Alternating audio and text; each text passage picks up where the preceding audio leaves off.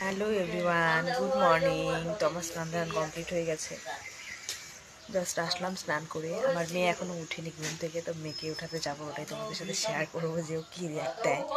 তো চলো মেয়েকে উঠাই। মেয়ে ঘুমাচ্ছে, ওর বাবা উঠে গেছে, ওর বাবাও স্নান করছে। আমার মেয়েকে দেখো,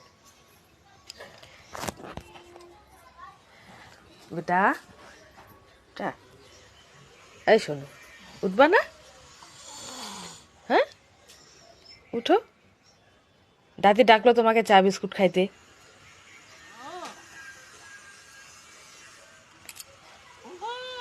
গুড মর্নিং।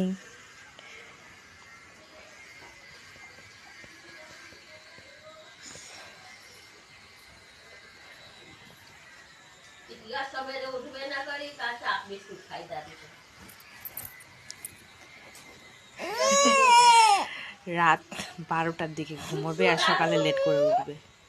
না না, এমনি বলে, এমনি বলে তোমার জন্য আমি রাখে দিছি।